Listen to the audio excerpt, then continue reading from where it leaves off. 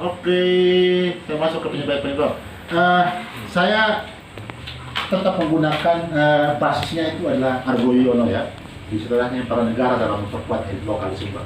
Jadi semua distorsi ini adalah disebabkan oleh negara yang mengkooptasi kebudayaan lokal. Kalau kita belajar di bukunya Argo Yuwono tentang para negara dalam memperkuat elit lokal di Sumba, bagaimana negara itu selalu mencampur unsur modernitas untuk menegaskan status sosial orang di kampung. Dulu negara dalam bentuk Belanda misalnya. Belandanya saya adalah salah satu contoh yang paling nyata. Keluarga saya adalah salah satu contoh yang paling nyata. Di kampung itu, dulu itu rumahnya rumah alam semua. Ya, dan sebagainya. Dan kemudian diskenariokan, kalau kau mau dibilang bangsawan raja di sini, kau harus beda dengan ini. Diambillah seng. Jadilah rumah saya rumah bara.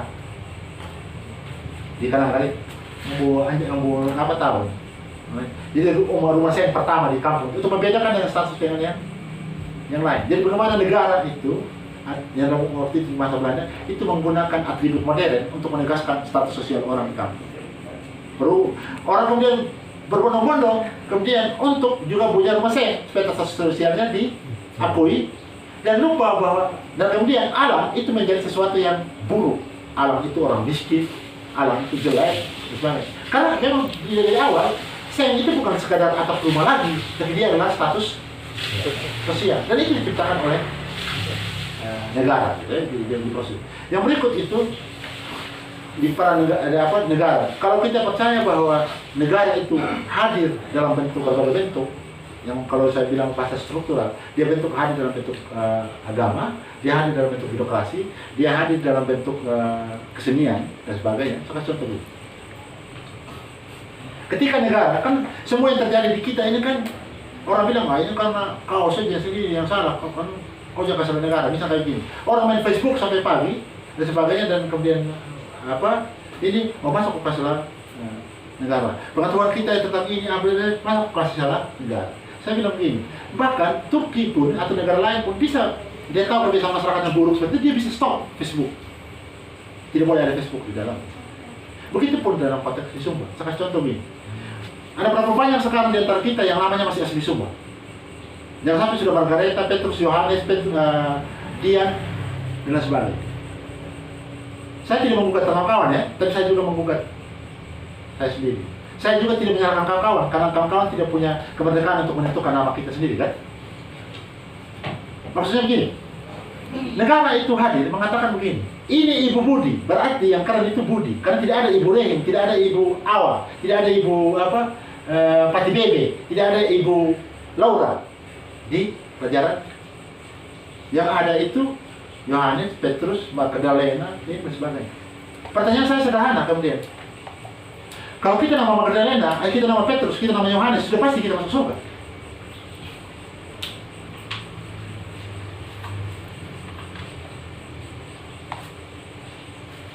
Maksud saya, itu negara hadir dalam berbagai bentuk itu, mengkooptasi kehidupan kita. Bahwa lebih keren kalau namamu Dian, tidak keren lagi namamu itu Ama Jako. Nah, bahkan itu kan hina-hina kan di sekolah kan? Iya. Istilah nabula apa yang bahasa mungkin bahkan hina-hina kan? Dalam konteks nama tadi, bagaimana negara itu hadir di sini. Saya kasih contoh, saya bilang tadi Bali ya. Terlepas Bali punya pergumulannya sendiri.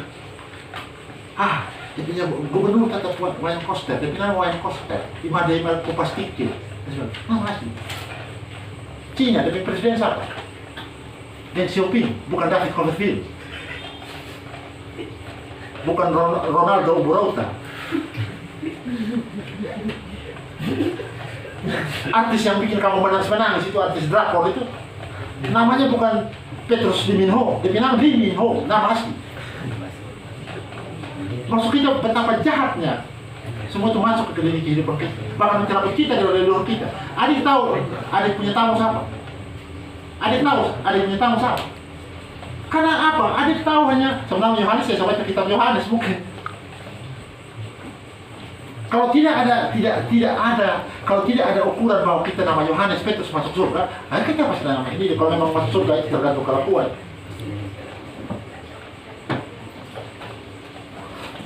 Itu negara yang hadirkan itu, yang menghadirkan itu semua. Karena negara harus kooptasi kita. Saya kasih contoh kita. Kalau negara masuk ambil kita tokoh-tokoh adat ini, saya kasih contoh bisa sederhana gini. Ada peristiwa di kampung, satu kampung saya ceritain. Ada suatu tokoh masyarakat sangat dihormati, sangat dihargai. Semua peristiwa di kampung itu lewat dia dan pasti kemampuan dia mengambil kebijaksanaan, apa ini poin, ambil bikin solution bagus. Suatu ketika majulah, dia dipaksa untuk maju dalam kepala desa. Dia tokoh yang sangat dihormati, orang baik. Dia maju ke desa. Maju ke desa. Kepala desa itu apa? Jabatan administratif kan? Ya. Yang urus apa? ADD, Raskin, PKH. Pertanyaan saya, apakah tokoh itu pernah diajar soal itu? Pernah di sekolah soal itu? Jadi dia dipindahkan dari kemampuan terbaik dia di satu lokasi, dipindahkan ke lokasi lain yang bernama administrasi. Kemudian orang tua ini dituduh makan dan ADD, orang tua ini dituduh makan Raskin, orang tua ini begitu dia kabar ketika ada buat tanah gubernur bilang pada orang itu pada desa makan uang, jangan dengar itu pada dari seorang yang tokoh yang sangat dihormati hilang wibawanya karena dipaksa masuk ke struktur negara, di struktur yang tidak pernah dia paham. Itulah sekarang saya minta kalian pulang itu jadi kepala desa, jangan suruh kamu punya orang tua yang tidak sekolah itu jadi kepala desa, karena jahat itu barang. Kalau tidak atau lambat orang tua itu akan jadi ATM. Dua ATM-nya, ATM politik dan ATM uang. Ada temuan, oh bapak kalau saya tidak mau diproseskan itu ya, tolong dulu uang tiket, pilih jauh dong. Ya bapak kalau tidak mau proses, saya tahu semua yang peristiwa di dalam ini. Politik, kalau mau aman, lebih baik dukung calon bupati yang itu. Jadi dia katakan ini. Tetap sudah ada tempo. Tidak merdeka juga untuk menentukan keputusan ini. Maksudnya saya itu adalah bahkan kita hari ini masuk pada situasi di mana negara mengambil tokoh-tokoh adat kita, tokoh-tokoh terbaik kita di kampung yang menjadi pengayom di kampung untuk dimasukkan ke skema negara. Kau pikir kau punya bapak pernah sekolah di sini, pernah belajar manajemen? Kau saja mungkin sekolah sosiologi tidak paham juga itu barang. Akhirnya saya kelas tipu-tipu sama kau sedikit. Saya kelas makan banyak pada saya masuk penjara. Paham tidak begitu-begitu nih loh. Salah satu cara kita buat paham itu adalah kalau kita di sini jangan hanya telepon orang tua pas minta uang, tanya juga kondisi di kampung seperti apa, dinamikanya seperti apa. Supaya kita belajar, supaya kita jangan asing. Ketika kita pulang kita tidak jadi alien di kampung kita sendiri. Supaya kita pulang jangan hanya bilang, ternyata sudah ada gedung kepala desa baru, ternyata sudah ada investor A, B, C. Itu masalah. Jadi betapa negara itu berbahaya. Bukan saya bilang negara itu buruk, tidak. Artinya ada para negara yang memperkuat distorsi-distorsi yang terjadi di dalam proses-proses ini. Negara itu baik, itu negara baik. Tapi pada banyak proses, negara itu justru mengkooptasi peran-peran tokoh-tokoh lokal itu untuk ini. Jadi distorsi itu terjadi. Okay? Yang berikut, distorsi yang lain, saya sudah jelaskan di awal sekali. Semua acara adat kita itu kebanyakan sekarang tunggu dulu buka apa, tunggu pecamat dulu, tunggu desa dulu. Tunggu Kadis dulu, betul tidak? Faktanya begitu. Artinya kita cara berpikir kita bukan lagi tunggu rato dulu, tunggu mengurat dulu, tunggu unang dulu, bukan lagi. Bukan bahasa adat lagi yang keluar, tapi bahasa birokrasi yang keluar. Bahwa betul dia, kita itu kadang-kadang memang banyak menutupi sesuatu yang buruk sebenarnya dengan cara menhalus-haluskan, dan itu tidak baik buat peradaban kita. Kita terlalu halus. Menurut saya kesopan santunan yang munafik lah. Ngapain juga lu harus panggil dia mukabak kok? Karena itu jabatan birokrasi dia. Kalau ketika kau panggil dia mukabak, berarti kau sudah menurunkan kapasitasmu untuk berlawan dengan dia. Kalau dia salah, panggil aja statusnya di adat. Kenapa harus status di pemerintahan dibawa ke ruang-ruang adat itu? Kalau Anda sering melakukan itu berarti memang Anda orang yang minder. Selesai. Tapi itu begitulah cara negara bekerja. Banyak sekali negara bekerja dalam hal-hal yang keliru seperti ini. Negara itu dalam perspektif kepala desa, saya kasih contoh tadi. Semua tradisi Marapu itu dalam tanda kutip baru bisa hidup di konsep Wano, di konsep Prona, di konsep Pride. Tapi semua kita sudah jadi desa. Desa itu apa? Dari mana kita sudah bahas? Desa itu dari kata deso. Itu cara Soeharto dulu untuk menyeragamkan semua kondisi di desa. Tapi undang-undang sekarang sudah membolehkan desa atau nama jenisnya. Rambu pulang ke WJWA, tidak, kita usulkan ke pemerintah kabupaten di ini DPRD untuk mengubah nama kita. Bukan lagi desa Waima Murah, tapi jadi Wano Waima. Dan kita pilih kepala Wano. Jangan salah, bisa. Cuma tergantung politik kalian. Persoalannya dari awal memang kita sudah dikooptasi oleh negara. Desa itu bukan kita loh. Kita itu adalah Wano, kita itu adalah Prona di Kodi, kita itu adalah Prime di Sumatera Tengah dan di Anakalang terus sampai ke Canberra dan mau ke daerah. Itu diri kita. Bahwa butuh revolusi, mungkin butuh. Kalau kita percaya bahwa keadaban kita itu adalah keadaban yang kita tentukan sendiri. Akhirnya semua kan, saya kasih contoh sederhana lah. Kalau di kampung-kampung kita ada yang istilah struktur di sana Madai Waka, penjaga pangan, mungkin kita itu bukanlah satu pulau dengan tingkat impor sektor konsumsi terbesar di NTT. Coba itu, kamu tahu sektor konsumsinya berapa? Impornya. Impor itu kan datangkan dari luar, atau beras dari mana, bawang putihnya dari mana, bawang merah dari mana, lomboknya dari mana, pakaian itu dari mana? 82%.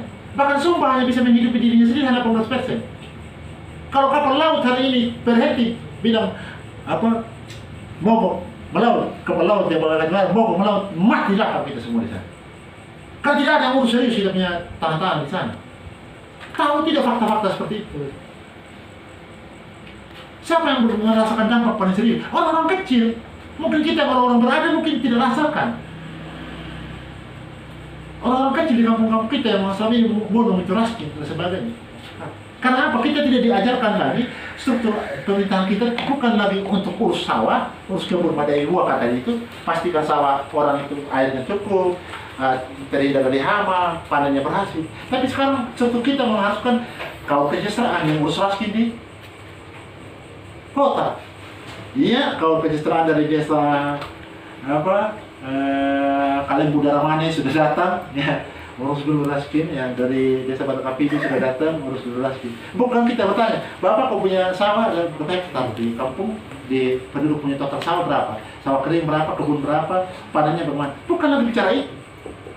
Baik, kau jangan kasih dia raskin, dia kepala desa lah, dia kemarin. Kan begitu sudah.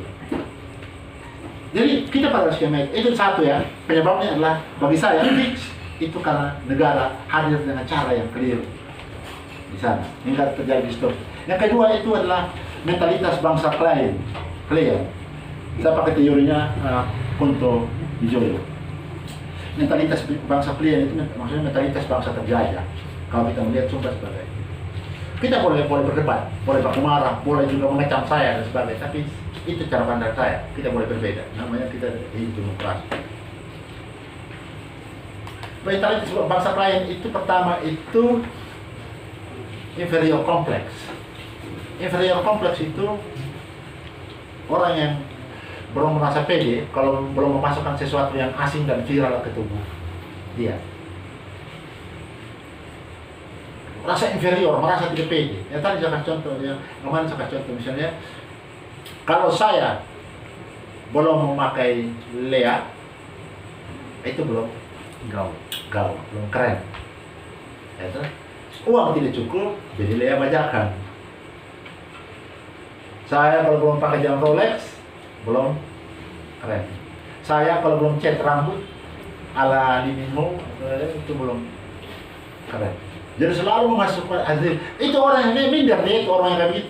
Kecuali memang dia masih merah rambut ya, karena memang saya mantapin. Enak. Tapi orang yang habis nonton rapor dan meminta untuk pergi salon dan kasih merah rambut, ketahuan ya. Itu mentalitas pertama, inferior kompleks. Yang kedua itu sindrom selebriti. Jadi dia itu selalu pingin seperti selebriti, pingin tampil, pingin ini dan sebagainya. Lupa, dia tidak penting substansinya. Misalnya saya contoh, wah ini menari, ada bupati datang, wah ada ini siapa mau datang, saya harus menari. Menari, wah dong bilang bagus menari. Begitu tanya, tadi kau menari apa? Kalau saya menari di apa sih? Kataga. Kau tahu apa itu kataga? Tidak tahu. Karena sindrom selebritis yang dibutuhkan. Substansi dia tidak tahu. Yang penting saya tampil dulu. Begitu juga sindrom selebritis itu, pokoknya saya harus kelihatan. Wah, kelihatan, wah, keren. Tapi patokannya adalah ada patronnya. Ada siapa patronnya di sana? Patokannya itu. Jadi dia mengejauhkan orang sekaligus memasukkan orang itu ke tubuh. Itu sindrom selebritis. Yang ketiga itu xenoman. Xenoman itu sama persis dengan yang pertama, tapi dia berbeda. Dia lebih ke orang itu belum pede kalau belum mencuplik hal-hal yang berbau asing untuk ditegaskan dalam tubuh. Yang tadi saya kasih contoh yang saya tadi. Jadi misalnya kayak di Sumba sekarang itu ada kayak kita tidak pede kalau bisa tulis Mawai Lowan ya. Apa sama yang orang Wijaya sih? Mawai Lowan apa artinya? Ayam kampung. Ayam jantan dari kampung. Ya, ayam jantan kampung. Kita tidak mau tulis nama warung Mawai Lowan. Kita tulis itu Wijaya fried chicken.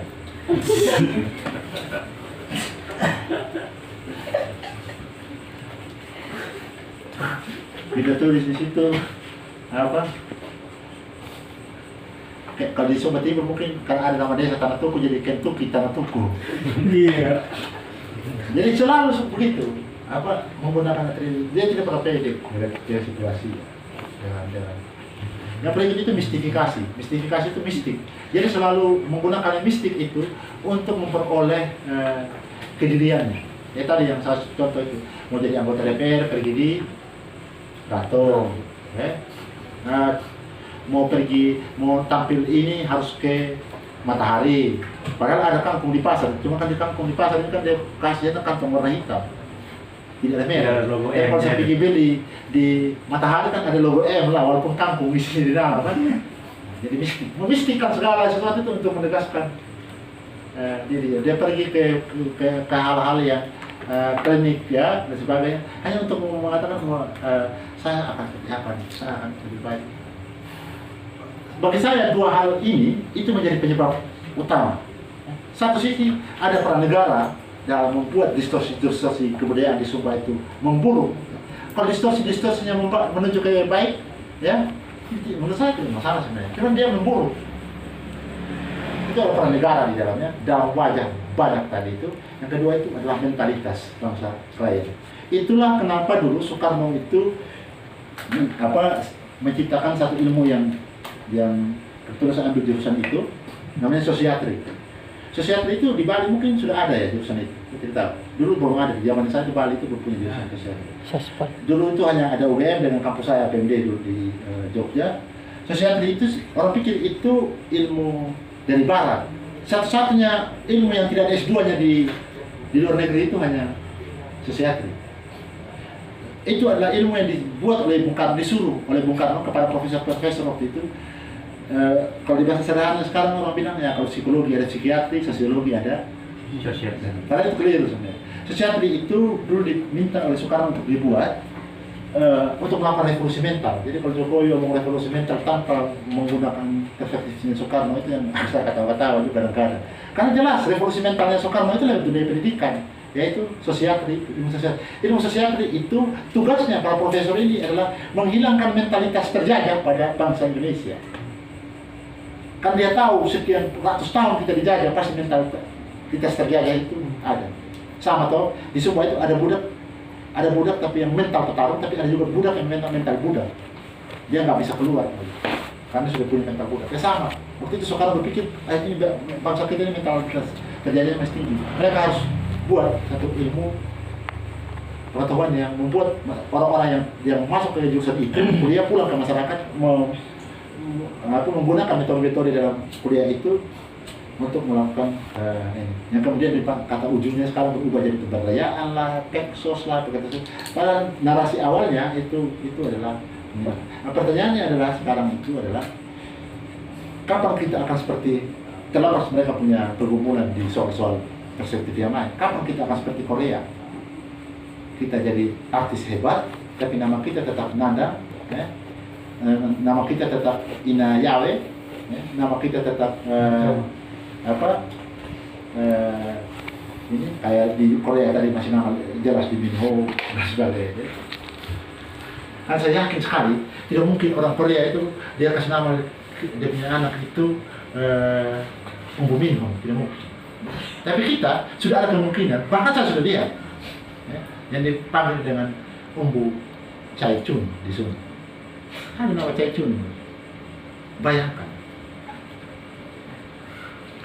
Dia salah? Tidak. Itu yang disebut yang mentalitas terjajah. Kesalahan dia adalah karena dia punya mental terjajah. Ada itu. Begitu terus. Jadi mentalitas bangsa klien ditambah dengan pranegara tadi dalam konflik, maka ilmu yang dibuat Bung Karno kemudian wafat dengan sendirinya. Hampir sekarang sudah tidak pernah dengar lagi itu ilmu sosial. Mungkin sekarang sudah diubah jadi ilmu katanya sudah diubah jadi ilmu pekerjaan sosial. Padahal Indonesia hari ini masih banyak yang mengalami mentalitas bangsa terjajah. Itulah Jokowi melakukan revolusi mental. Revolusi mentalnya pakai infrastruktur. Bukan bangun lewat pendidikan. Kalau dia mau revolusi mental sederhana, dia kasih hidup kembali itu ilmu sosial. Di ilmu sosial itu jelas. Kita sama-sama masih ingat itu di mata kuliah salah satu itu dia punya